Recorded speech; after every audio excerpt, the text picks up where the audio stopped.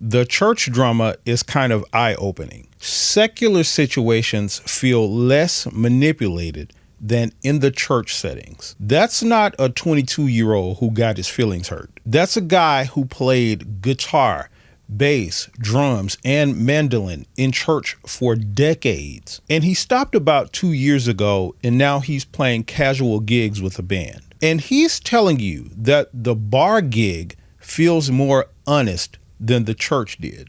Let me say that again. The bar gig feels more honest than church.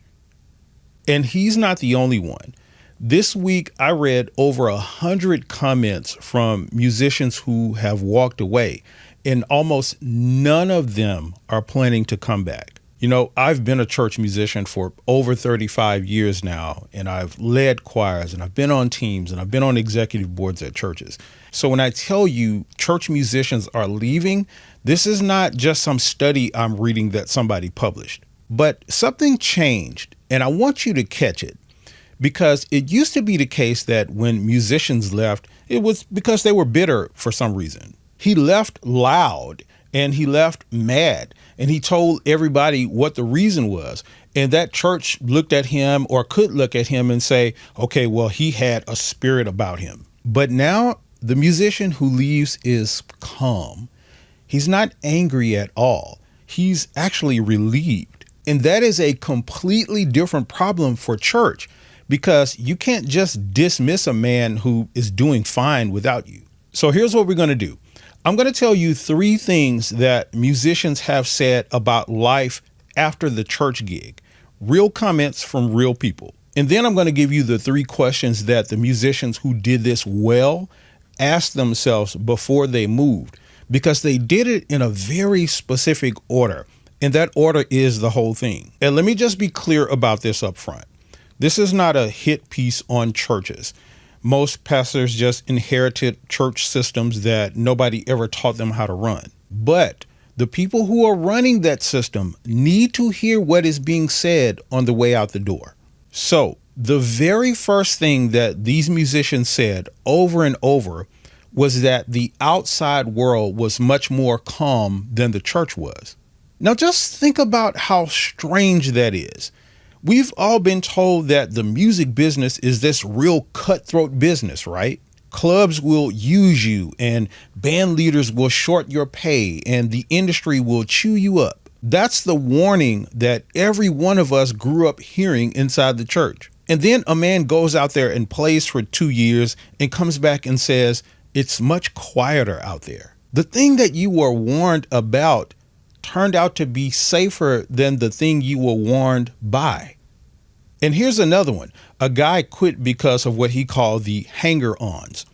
So he says, I quit playing churches because of all of the hanger-ons that push their way onto the worship team, even though they cannot sing or play anything but happen to be the pastor's kid or friend or whatever. The pastor tells you to just deal with it, meaning that you have to babysit them through every song. And that is what I call the drama tax. It's the unpaid labor that never shows up in the church musician job description. It's the covering for the guy who can't play, and the smoothing over the first lady of the church, and managing the sound guy who is probably somebody's nephew, and that's why he's the sound guy at the church. It's the rehearsing the parts over and over again because somebody's relative just got added to the praise team or the choir. And it's funny because churches will tell you that they can't afford a musician, but then turn around and hand that same musician a second job for free. You're not just playing, you're teaching, you're arranging, you're babysitting, and you're doing conflict resolution. I mean, would you tell the electrician that he has to rewire the entire church building, but also teach the pastor's nephew how to do it on the same invoice? Of course you wouldn't. But we do it every Sunday with the church musicians, and we call it heart posture. And I want to be fair here. Most pastors don't even see this as a cost. They genuinely don't understand and realize that they're charging you. But that is why this is called a tax, and it's not theft. Now, the second thing that musicians said over and over was that the church was the one that hurt them the most because it wasn't all about the money. This commenter said, I played for a church for about 20 years, and unfortunately, there was so little growth. I was the main pianist. However, other able musicians did not want to commit the time to practice. The choir was satisfied with rehearsing the Saturday before the service. That became part of their culture. I desperately wanted to improve my craft, so I discontinued playing.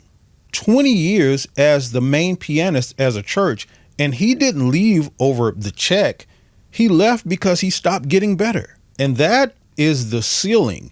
And a lot of you are sitting under that right now and calling it faithfulness.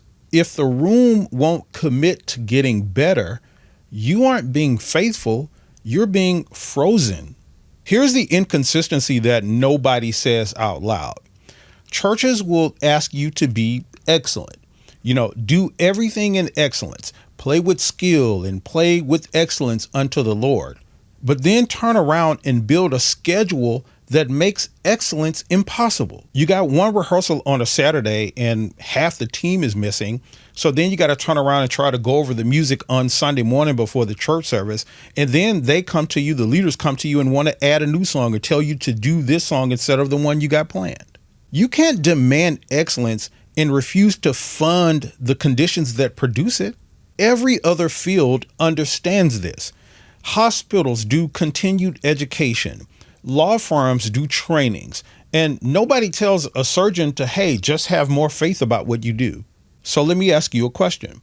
When was the last time your church gig made you a better musician? Not busier, better.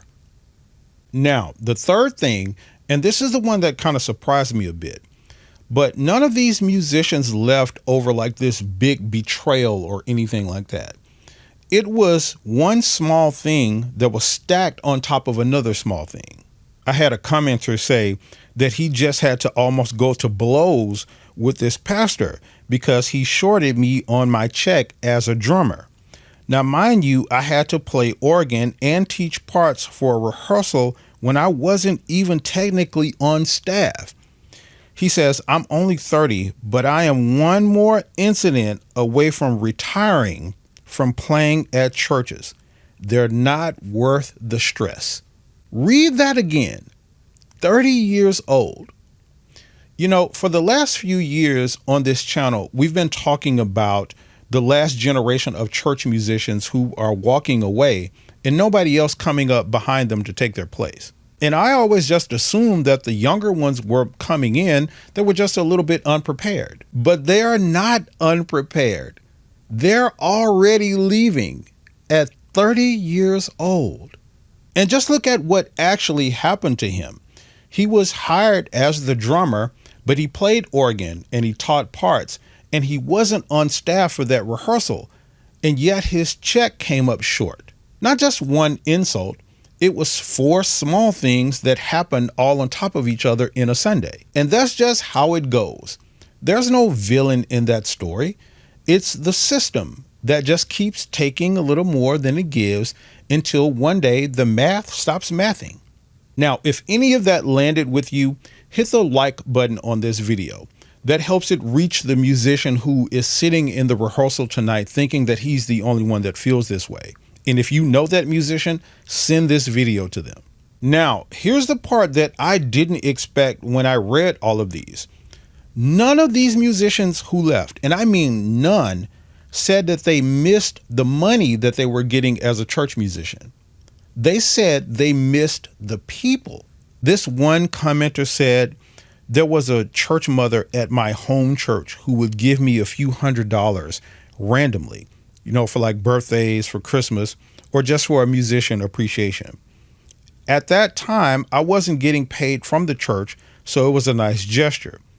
Here's what he says. He says, some of these elders were the glue and knew how to show love and appreciation, not just monetarily. The church didn't lose these musicians because it stopped paying them. It lost them because it stopped noticing them. Now, hold on to that thought because it changes what you should actually do next. So you remember at the beginning, I told you about the 3 questions that the musicians who left asked themselves. The first question was, What is my drama tax? So what I want you to do is this week, write down every single hour that you gave the church that wasn't a church service. The rehearsal, the extra rehearsal, the teaching parts, the texting with the other musicians about the keys, or fixing the file that the media guy sent to you. Add it all up, honestly. Now, divide whatever they pay you by that number. That's your actual rate. Most of y'all are about to find out that you are working for single digits an hour. And some of y'all are about to find out that you're paying for the gas to get there. You don't have to do anything with that number yet. Just stop guessing. Now, question number 2 that they asked, is there a plan for this to get better? So go to your church leader and ask that one question, not about money, but about growth. What is the plan for this team to get better 12 months from now than it is today? That's it. Ask it kindly, ask it once, and then be quiet and sit back and listen for the answer. If they have an answer, a schedule, a budget line, or a plan to bring someone in to help, you might be in a place worth staying and negotiating with. And if the answer is some compliment about your heart being good because you even asked that question, you got your answer. It's not rejection. That's information. You know exactly what you're working with, and you didn't have to burn a bridge to find out. Now, question 3 that they asked is, what am I leaving toward? And this is where the musicians who left well differ from the musicians who left angry or bitter. The calm ones didn't quit into nothing. They built the outside thing first while they were still sitting on the organ bench. A weekend band, students, tour dates, a YouTube channel, sync licensing, something that was already producing before they gave their 2-week notice. That's the H in my worth framework that I teach all the time, WORTH. The H is for having walkaway power. And having walkaway power is not just some feeling. It's an income you can point to. You're not trying to escape church. You're trying to be able to choose it. Because here's the thing. Some of you are going to run these 3 questions and decide to stay. And that's a completely legitimate outcome. Staying because you choose it and staying because you're stuck look identical from the pew, but they feel completely different when you're sitting there on the bench. Now, if you get to the point to where they say yes and you need it in writing, my church musicians contract and payment kit is linked below and it's completely free. It's the paperwork you need so you're not just negotiating on a handshake. Now, let me ask you the question that this entire video has been circling. Are you still at that church because you choose it? Or is it because you have never priced the alternative? Because the men and women in my comments about this aren't bitter. That's what got me. They aren't sitting around plotting against anybody. They're just calm and they're playing and they're getting better and they're getting paid. And the church that lost them still have no idea why they went. I believe in your gift. I've always said that. But your gift being sacred has never meant that your time is free. Those 2 things were never connected. Somebody just told you they were, and you were young enough to believe it. Now, remember I talked about that drama tax earlier, all that free labor that nobody counts? There's a version of that happening right now to the musicians who stayed, and it's not costing them time. It's costing them their ears. There are players right now who are on stages every Sunday who literally cannot hear themselves in the mix anymore. And they have no way of knowing whether they're still improving or actually just quietly getting worse. So watch this next video on the screen to find out whether the church you're playing for right now has turned you into a musician or a prop and what that's actually doing to your playing.